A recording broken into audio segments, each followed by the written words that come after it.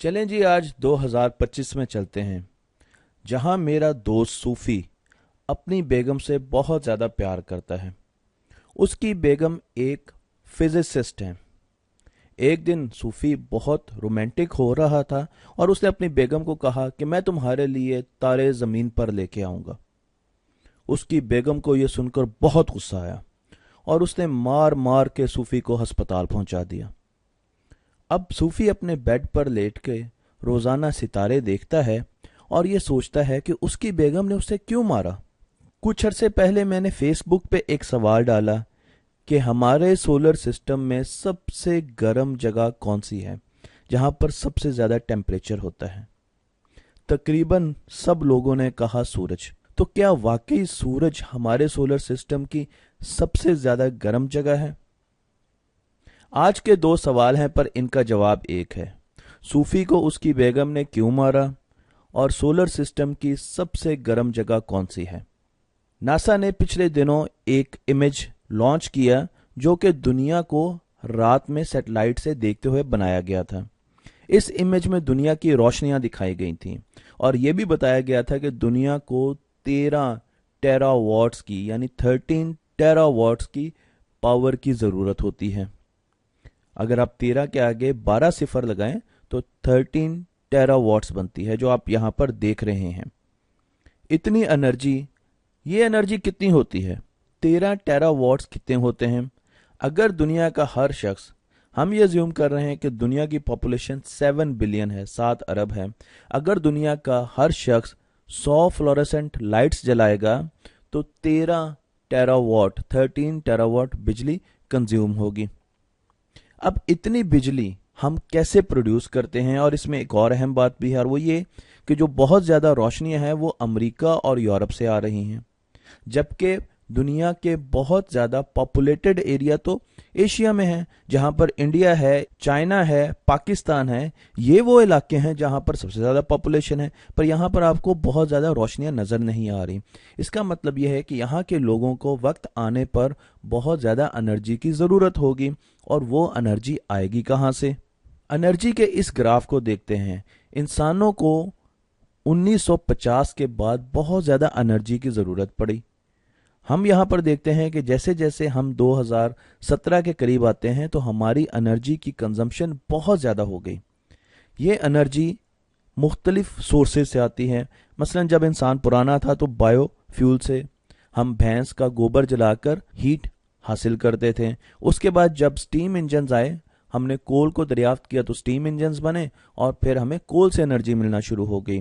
फिर हमने ऑयल को दरियाफ्त किया तो ये भी फॉसिल फ्यूल है और कोल भी फॉसिल फ्यूल है, गैस फॉसिल फ्यूल है। जब इंसानों ने बड़े बड़े डैम बनाए तो उन्होंने हाइड्रो इलेक्ट्रिसिटी प्रोड्यूस करनी शुरू कर दी, और उसके बाद अब हम एटॉमिक न्यूक्लियर एनर्जी प्रोड्यूस कर रहे हैं। पर हमें एनर्जी के नए सोर्सेज की ज़रूरत क्यों पड़ी? क्यों ना हम फॉसिल फ्यूल जलाते रहें और हम उसी को कंज्यूम करते रहें। फॉसिल फ्यूल उस वक्त आता है जब जानवर मर कर ज़मीन के अंदर दफन हो जाते हैं और उससे वो कोयला, ऑयल और गैस बनाते हैं। पर इन फॉसिल फ्यूल्स को हम जब जलाते हैं तो इनमें से धुआं निकलता है जो कि कार्बन डाइऑक्साइड बनाता है, और कार्बन डाइऑक्साइड हमारी एनवायरनमेंट को गर्म करती है, इसको टेम्परेचर इसका ज़्यादा करती है। मतलब मैं आपको एक एग्जांपल देता हूँ। ये नासा की एक इमेज है जो 1953 में दिया गया है। ये हमारी ज़मीन की थर्मल प्रोफाइल को बताता है कि हमारी ज़मीन कितनी गर्म है। यहाँ पर आपको ऑरेंज स्पॉट बहुत कम नज़र आ रहे होंगे, ये वो जगह है जहाँ पर टेम्परेचर ज़्यादा है, और ब्लू स्पॉट्स वो हैं जहाँ पर टेम्परेचर कम है। पर जैसे जैसे हम फॉसिल फ्यूल्स चलाते रहे, अब आप देखिए कि जब हम 2014 में आए तो हमारी ज़मीन का टेम्परेचर बहुत बढ़ चुका है, ग्लोबल वार्मिंग बहुत ज़्यादा हो चुकी है, और उसकी वजह यह है कि ज़मीन की एटमॉस्फेयर में CO2 कार्बन डाइऑक्साइड ट्रैप हो चुकी है, और उसकी वजह से हमारा टेम्परेचर ज़मीन का आहिस्ता आहिस्ता बढ़ रहा है, जो कि एक बहुत ख़तरनाक इलामत है। तो हमें ऐसे सोर्स की ज़रूरत है जिसमें कार्बन डाइऑक्साइड CO2 के एमिशन ना हो, और इसके साथ साथ फॉसिल फ्यूल बहुत तेज़ी से ख़त्म हो रहा है। हम एक साल में 10 मिलियन, 1 करोड़ साल में जितना फॉसिल फ्यूल बनता है वो हम सिर्फ एक साल में जला देते हैं। तो कब तक फॉसिल फ्यूल सस्टेन करेगा, फॉसल फ्यूल बहुत जल्दी ख़त्म हो जाएगा और हमें नई ज़रूरत है ऐसे सोर्सेज की जिससे एनर्जी मिले। उसके लिए हमने एटॉमिक एनर्जी का सहारा लिया और उसमें हमने फिशन रिएक्टर्स बनाने शुरू कर दिए। फिशन रिएक्टर्स एनर्जी तो हमें दे रहे हैं, पर उसमें भी एक मसला है, और वो मसला ये है कि उनके जो वेस्ट होते हैं वो रेडियो एक्टिव होते हैं, जो कि हमारी एनवायरनमेंट के लिए और लाइफ के लिए बहुत ज़्यादा ख़तरनाक होते हैं। तो वो वेस्ट हमें बहुत एहतियात के साथ डंप करने पड़ते हैं। और इसके साथ साथ जो फिशन रिएक्शन है वो यूरेनियम से स्टार्ट होता है, तो उसके लिए जो हमें इनपुट चाहिए वो रिएक्शन बनाने के लिए, वो एक ऐसी धात चाहिए जो कि हमें बनानी पड़ती है। इंसान बड़ी अरसे से सूरज को देख रहा है, सूरज में बहुत ज़्यादा एनर्जी है, सूरज में बहुत ज़्यादा पावर है, सूरज हमें हीट देता है और लाइट देता है, पर सूरज की ये एनर्जी कहाँ से आती है? इंसान ने इस पर बहुत गौर किया। क्या हम सूरज ज़मीन पर बना सकते हैं? क्या हम स्टार ज़मीन पर अपनी लैब्स में बना सकते हैं? ये हमारी एक बहुत देरीना ख्वाहिश रही है। रिएक्शन बड़ा सिंपल है। हमें पता है कि सूरज में फ्यूजन रिएक्शन होता है, और फ्यूजन रिएक्शन हाइड्रोजन के आइसोटोप्स के बीच में होता है। हाइड्रोजन का आइसोटोप ड्यूट्रियम और ट्रिटियम, जब ये बहुत ज़्यादा टेम्परेचर पर एक दूसरे से फ्यूज करते हैं, क्योंकि टेम्परेचर बहुत ज़्यादा होते हैं तो इनकी वेलोसिटी, इनकी मूवमेंट बहुत तेज़ होती है, तो प्रोटॉन्स जो हैं वो प्रोटॉन के साथ फ्यूज कर जाते हैं, हमें हीलियम मिलता है। एक बड़ा एलिमेंट मिलता है, छोटे एलिमेंट से एक बड़ा एलिमेंट मिलता है, और साथ एक न्यूट्रॉन मिलता है, और एनर्जी रेडिएट होती है। ये एनर्जी क्यों रेडिएट होती है? इसकी वजह यह है कि हीलियम का जो मैस होता है वो कम होता है ड्यूट्रियम और ट्रिटियम को अगर ऐड किया जाए तो उनके मैस से। तो ये जो कम मैस होता है ये एनर्जी की फॉर्म में रेडिएट होता है, और इसको हम कैलकुलेट करते हैं आइंस्टाइन की इक्वेशन E=mc² से। तो यहां से हमें एनर्जी मिल रही है, और सूरज को यहीं से एनर्जी बार बार हर रिएक्शन के बाद मिलती है। इसकी एक एग्जांपल मैं आपको एक और तरीके से भी देता हूं। हमारे पास 2 कुकीज हैं, अब आप इनका मैस कैलकुलेट कर लें दोनों का। उसके बाद हमने इनको फ्यूज कराना है। आप समझिए ये प्रोटॉन्स हैं, ये प्रोटॉन्स एक दूसरे के करीब नहीं आएंगे, पर हम बहुत ज़्यादा टेम्परेचर देंगे तो इनकी वेलोसिटीज बहुत ज़्यादा तेज़ हो जाएंगी, बहुत बढ़ जाएंगी, और फिर ये एक दूसरे के साथ आकर लगेंगे। तो हम इनको रख देते हैं ओवन में, और जब हमने इनको ओवन में रखा तो इनकी एक मैश बन गई। अब इनमें से पानी जो है, वाटर जो है वो एवेपोरेट हो गया, तो इसका मैस जो हमने बिस्किट्स या कुकीज का इंडिविजुअल मैस किया था उनसे कम होगा। और वो मैस कहाँ पर गया? अगर हम वो मैस जो कम है उसको E=mc² में रखें तो हमारे पास बहुत ज़्यादा एनर्जी रेडिएट हो जाएगी। यही काम होता है प्रोटॉन का। तो ये मैंने आपको एक एग्जाम्पल के साथ समझाया है। फ्यूजन रिएक्शन के लिए हमें हाइड्रोजन चाहिए। हाइड्रोजन कहाँ से आएगी? ये बड़ा एक अहम सवाल है। हाइड्रोजन हमारे ज़मीन में भरी पड़ी है, क्योंकि हमारी ज़मीन में 71% पानी है, और पानी में हाइड्रोजन मौजूद है, तो हम पानी से हाइड्रोजन ले सकते हैं। फ्यूजन रिएक्शन तो बहुत आसान है, क्योंकि इसकी इनपुट हाइड्रोजन है। कितना पावरफुल है फ्यूजन रिएक्शन? तो मैं आपको एक एग्जांपल देता हूं कि अगर आप हाइड्रोजन ले 1 पाउंड और उनका रिएक्शन करवाए फ्यूजन रिएक्शन, तो वो 5000 ऑयल के बैरल्स को जलाएं उसके बराबर होगा। 1 पाउंड हाइड्रोजन जो कि फ्यूजन में इस्तेमाल हो रही है वो कितनी एनर्जी प्रोड्यूस करेगी? वो 5000 बैरल ऑयल अगर जलाएं, या हम 3.5 मिलियन पाउंड्स ऑफ कोल जो है उसके एनर्जी के बराबर होगी। तो आप अंदाज़ा लगा सकते हैं कि इसमें कितनी थोड़ी मिकदार से हम कितनी ज़्यादा एनर्जी प्रोड्यूस कर सकते हैं। हमारे पास 2 किस्म के न्यूक्लियर फ्यूजन रिएक्टर होते हैं। पहला रिएक्टर मैं एक और वीडियो में तफसील से बता चुका हूं, जिसे टोकामैक कहते हैं। इसमें हमारे पास मैग्नेटिक कॉइल्स होती हैं, और इस मैग्नेटिक फील्ड के बीच में हम प्लाज्मा बनाते हैं और उसको मूव करवाते हैं। इस प्लाज्मा से फिर हम एनर्जी हासिल करते हैं। तो ये जो प्लाज्मा होता है ये बहुत ज़्यादा सूरज से 10 गुना ज़्यादा टेम्परेचर पर होता है। ये 150 मिलियन डिग्री सी पर मौजूद होता है, और इसकी मूवमेंट जो है वो सर्कुलर होती है, और उसकी वजह ये होती है कि ये चार्ज्ड होता है प्लाज्मा, और हमने इसको मैग्नेटिक फील्ड में कन्फाइंड किया होता है। तो इसको टोकामैक कहते हैं, जो कि एक रशियन वर्ड है, और ये रशिया ने सबसे पहले न्यूक्लियर फ्यूजन बनाया था।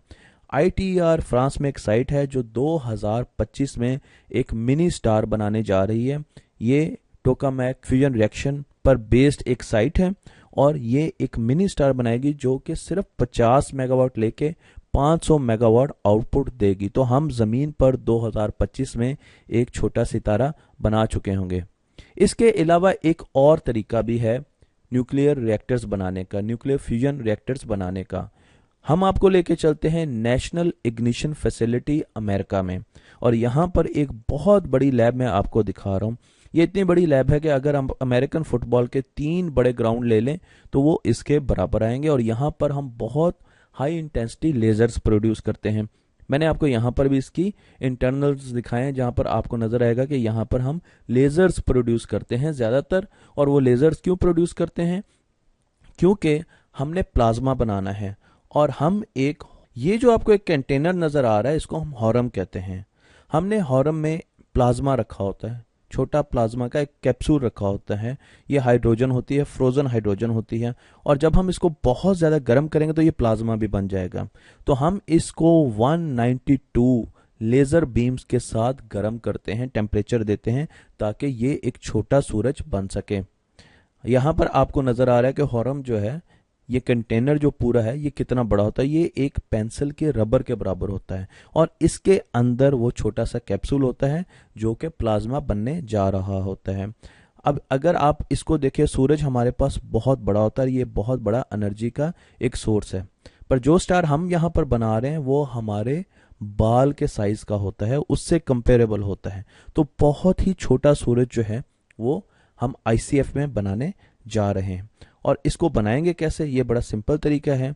हम सबसे पहले एक छोटा सा स्फेरिकल प्लास्टिक कैप्सूल लेंगे जो आपको नजर आ रहा है 2 मिलीमीटर का है, और इस प्लास्टिक कैप्सूल को हम रखेंगे और इसमें हम ड्यूट्रियम और ट्रिटियम भरना शुरू कर देंगे।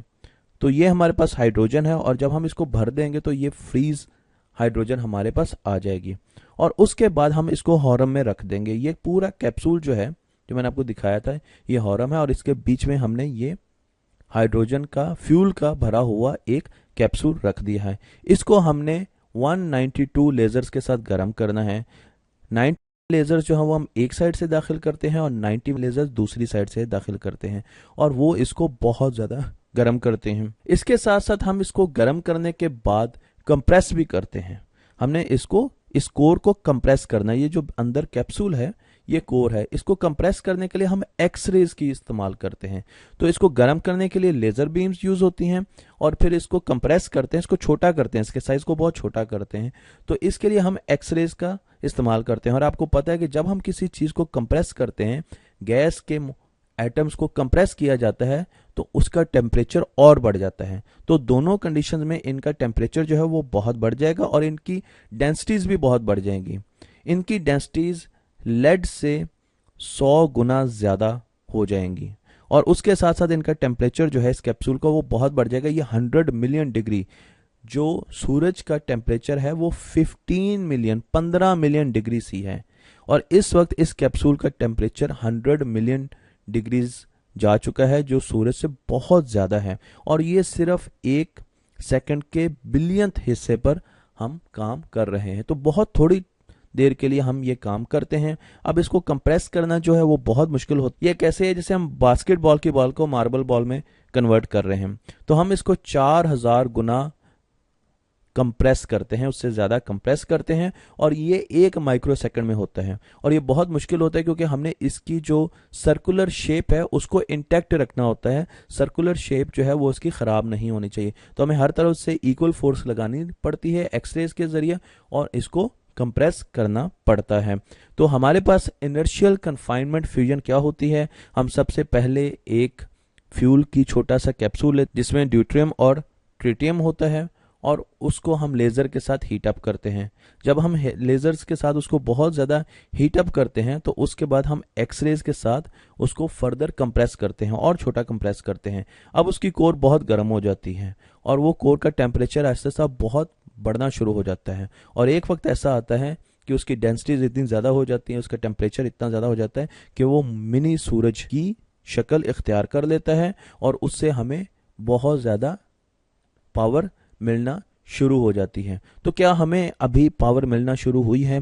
जितने भी फ्यूजन रिएक्टर इस वक्त दुनिया में बने हैं वो इनपुट ज़्यादा लेते हैं और आउटपुट कम देते हैं, यानी उनको एनर्जी ज़्यादा चाहिए चलने के लिए, और वो आउटपुट एनर्जी बहुत कम देते हैं।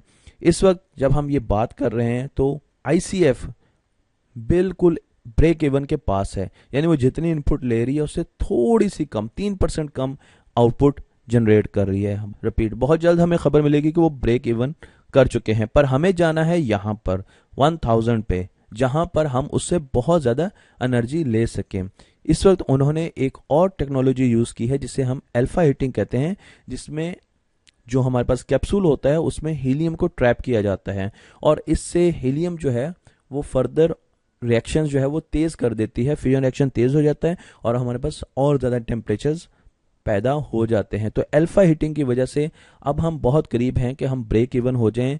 हमारे रिएक्टर को जितनी इनपुट की ज़रूरत, पावर की ज़रूरत है, वो उतनी ही आउटपुट देगा, और फिर आहिस्ता आहिस्ता वो वक्त आएगा 2025 में जब हम आउटपुट इन रिएक्टर से लेना शुरू कर देंगे। यहाँ पर मैंने आपको वो जगह दिखाई है जहाँ पर आप फ्यूजन करते हैं, जहाँ पर ये लेजर्स के साथ कैप्सूल को गर्म किया जाता है। अगर आप यहाँ पर देखें तो यहाँ पर हॉरम मैंने आपको दिखाया और इसके बीच में ये छोटा सा कैप्सूल है, तो आप इसका साइज देख सकते हैं। बहुत ज़्यादा प्रिसीजन की ज़रूरत है।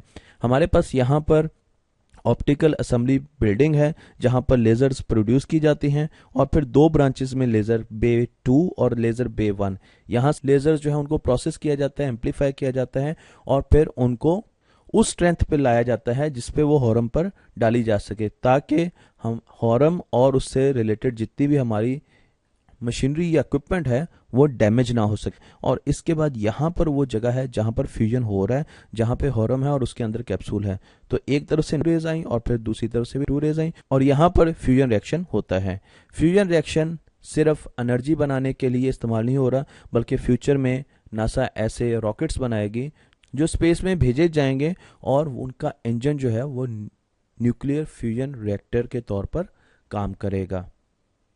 तो फ्यूजन को हम फ्यूल और उसके साथ साथ रॉकेट्स में भी इस्तेमाल करेंगे। अब सूफी को समझ आ चुका था कि उसकी फिजिसिस्ट वाइफ ने उसको क्यों मारा, क्योंकि 2025 में दुनिया में हर जगह छोटे छोटे सितारे पहले ही बन रहे होंगे, तो सूफी को आसमान पर जाने की ज़रूरत नहीं थी। अगर आपको मेरी ये वीडियो पसंद आई तो ज़रूर नीचे अपने कमेंट्स दीजिएगा।